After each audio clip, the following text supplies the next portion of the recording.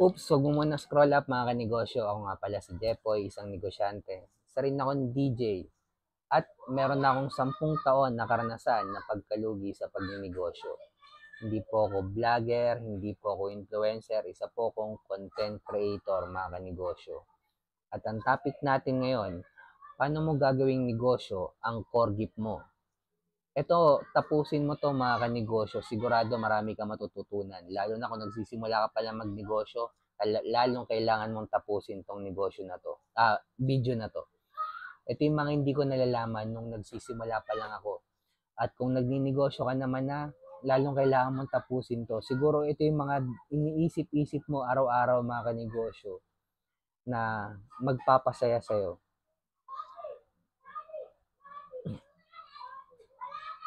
Eminem, mga rap. Kilala naman natin siya sa bilang magaling na rap artist mga kanegosyo. Hindi lang sa Amerika, kundi sa buong mundo mga kanegosyo. Ito muna kwento mga kanegosyo.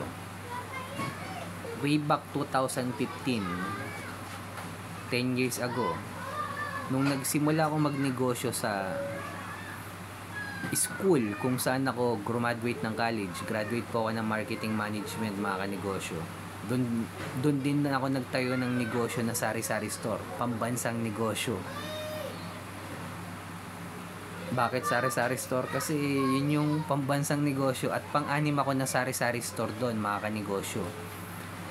Hindi ko pa alam kung ano yung core gift na yan, hindi ko pa nga alam yung focus in one na yan, hindi ko pa alam yung market or community ng mayaman.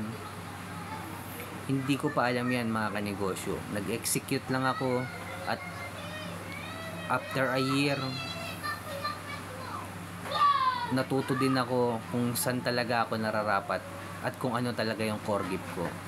Ang core gift mo mga kanegosyo, pag nalaman mo kung ano yung core gift mo, hindi yan pinangalandakan, ginagawa yan.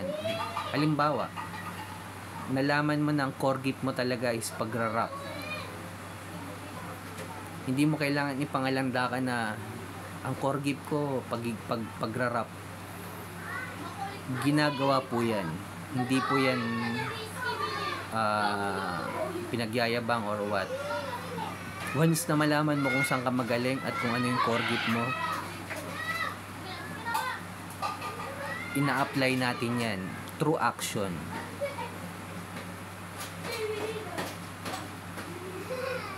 Kaya mga kanegosyo, siguro kung nagtatanong-tanong ka sa isip mo kung saan ka talaga magaling, ano yung core gift mo, bakit pwedeng gawing negosyo yung core gift mo? Kasi yun talaga yung bigay sa atin ng nasa taas eh. At eventually, advantage na natin yun. Halimbawa, hindi ko naman core gift yung pagrarap. Core gift ni Eminem yung pagrarap. Sabay kaming nagrarap or pumasok sa eksena ng music industry. Siya may advantage na agad dahil dun talaga siya magaling eh. Ako parang wannabe rapper lang ako, pero hindi talaga yun yung core gift ko. Gusto ko lang mag-rap, pero hindi talaga ako dun magaling. Siguro sa pagmamanage, sa sales, pag-organize, pero hindi pagra-rap. Although gusto ko lang mag-rap, kumbaga parang passion ko lang mag-rap, pero hindi talaga ako doon para doon. Pero si Eminem mga kanegosyo, para doon talaga siya at advantage na agad kapag nagsimula siya mag-rap. Doon pa lang yung puhunan na yon mga kanegosyo, pwede mo nang gawing puhunan yon yung pagra-rap mo. At isa si Eminem sa pinakamalaking bayad ngayon pag kumanta ng live or ng concert. Saan ba siya nagsimula? Pagrarap lang mga kanegosyo. Pinaghusay niya lang lalo ginagawa niya lang lalo.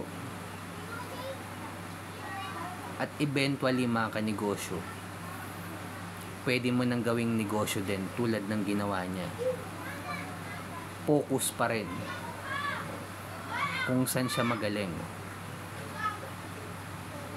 Kaya ikaw mga kanegosyo, kung wala ka pang negosyo ngayon, siguro magsimula ka muna kung saan ka, kung ano yung core gift na bigay sa'yo ng nasa taas.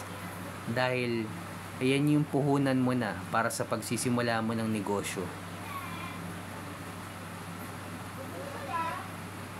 Kasi kahit magkandalugi-lugi ka dyan mga kanegosyo, halimbawa si Eminem, nalugi siya, hindi naman mawawala sa kanya yung vocal cords niya na magaling mag-rap. Kahit bumalik siya uli sa kahirapan, hindi na mawawala sa kanya yung magaling mag-rap. Hindi na mawawala sa kanya yun kasi yun yung bigay sa kanya nung nasa taas. Yun yung puhunan niya na hindi na mauubos kahit kailan. Hanggang pagtanda ni Eminem, hindi mawawala sa kanya yung vocal cords na pagra-rap. Magaling mag-sulat at magaling mag-rap. Kaya mga kanegosyo, kung umabot ka sa dulo na video na to, nagpapasalamat ako. Click mo naman yung follow button dyan, subscribe mo na rin ako, heart mo na rin ako mga kanegosyo. Kung may mga tanong ka, comment ka lang. At kung dumadaan ka sa pagsubok, struggle ngayon, huwag natin kalimutan mag-pray kahit anong religion natin. Ingat tayong lahat. Peace.